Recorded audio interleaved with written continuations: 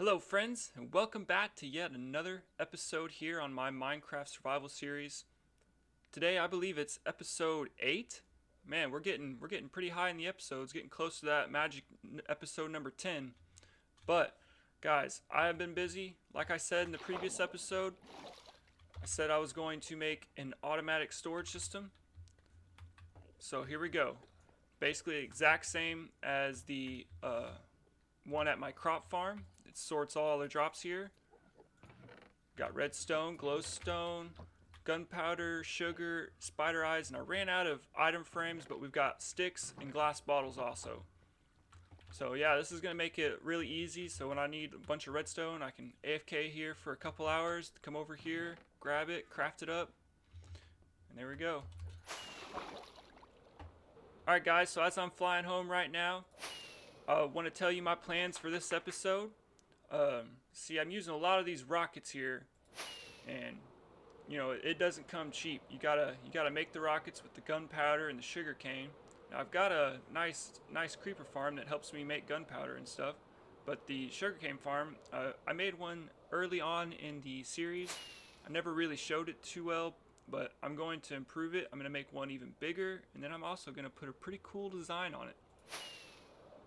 So without further ado, let's head into my redstone testing world while I fly home, and I'll show you guys what I've been working on.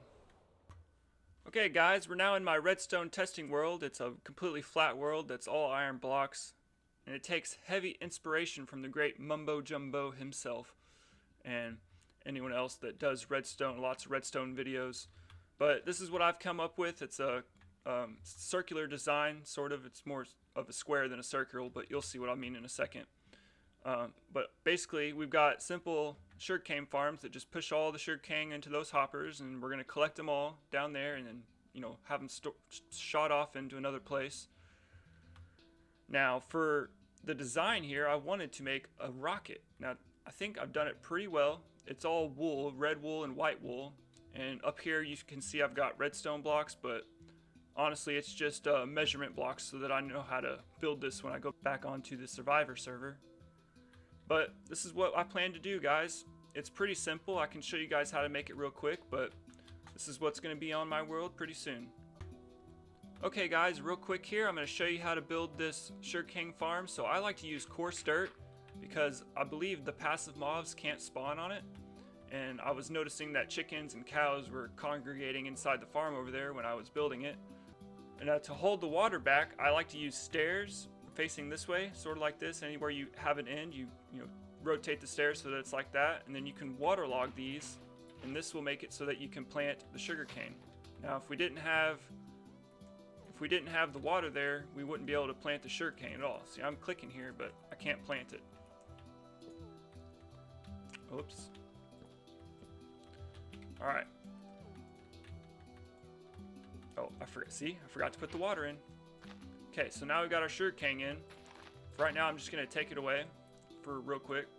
Now, what we want to do here on this next level is we want to give the farm light because, you know, as you build it layer upon layer, it's going to get darker and darker. So this first row here, you can use any light blocks, and if you don't want to use light, you know, you don't have to. Now, we have our sugarcane right here. Remember, water behind it. And then next, we want to put pistons. Now, the pistons, these are what's going to be, you know, making the sugarcane pop off. We're going to break the sugarcane with the pistons. Now, to be able to see and to make these pistons fire, we're going to use observers. And we need to come around from the back and place them this way so that they're facing towards the sugarcane. So that, you know, when you see the sugarcane, you know, did you see this? You see him?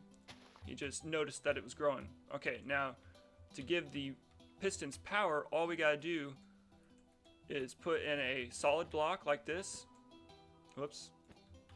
And then put redstone right on top. Now, when I place sugarcane, you see that it gets popped off. And we will lose some off to the sides like it is here, but you know, it's not going to be too bad. We're still going to get lots of sugarcane, guys. But yeah, this is pretty much it. This is a simple sugarcane farm right here. Build it if you want. You don't have to build it, but I figured I should let you guys know. I think this thing is going to look pretty good when I have it fully built on my world. Even from a distance, you can kind of see it looks like a rocket when you get kind of close, you kind of loses the rocket feel, but it still looks pretty cool from underneath here. You guys will have to let me know what you think in the comments below. Make sure you give the video a like if you do like it, and consider subscribing. Really helps me out, guys, and I'd really much appreciate it. Thank you. Alright guys, yep, there it is. My base is coming into view here. Now I've been doing some calculations, more like counting. I counted how many observers and pistons I needed to make this sugarcane farm, and I think it's coming out to about 100 observers and 100 pistons, so it's going to take me a while. I don't have that many right now. Let's see how many I have. Let's see, get my redstone box out. Yeah, I've only got 3 observers and I've got 25 pistons, so gonna have to craft a lot more observers. I think honestly the only thing I need there is the cobblestone, because when I was digging out for my slime farm over here, you know, I was using my silk touch pickaxe, so all this is stone, and I actually need cobblestone, so derp on me. But one thing I can do is take all this stone and just pile it up and take my other pickaxe, my fortune one, and go to town, make some cobblestone. Man, it sure would have been smart of me to do this by my beacon. I guess I've already got my block of stone here. Guess I can just go ahead and pick up my beacon. Oh yeah, this is much better. Got that haste 2 now. I only had haste 1 a second ago, that's why you still see the regeneration, but yeah, there it goes. Now you see I have haste 2. Man, look at this. Haste 2 with efficiency 5, insta mining. Best thing ever. Gonna need some redstone. Okay, observers. 59. Okay, I need a lot more. Oh wow, that was all the cobblestone? Okay, looks like I gotta do that all again twice.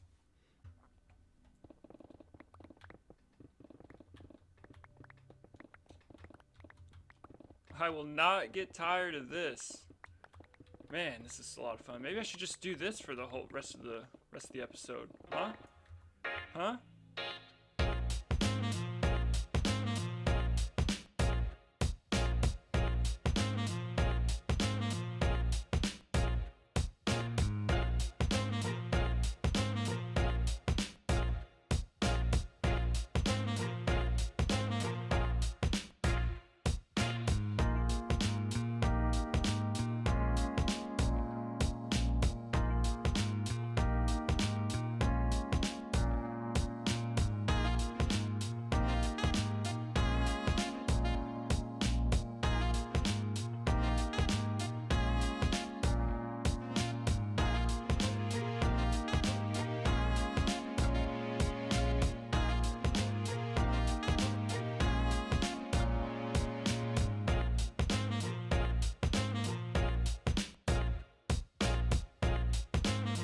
Oh, just kidding, guys. I gotta get focused.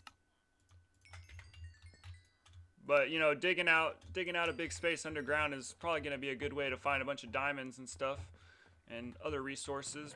But we don't really need the diamonds. But you know, they're still good to have. You know, I can brag about how many diamonds and stuff I have. Maybe one day I can make a diamond beacon. But you know what? I don't really want to worry about that right now. Let's get back into the build.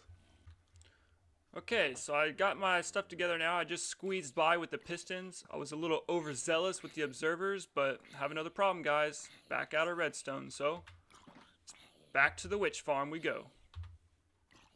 So this is what I've got going on right now. This is the basic formation of what I'm going to be building my sugarcane farm out of. It's the same size as the one on my redstone testing world. I just wanted to hop back in here, guys, give you a quick tip. So when you're doing big redstone builds like this, it's a good idea to do it not in layers, but in systems. So, like I'm working on all the lights right now, and then I'm gonna switch to the pistons, which are way over here. And you just wanna do it layer by layer like this.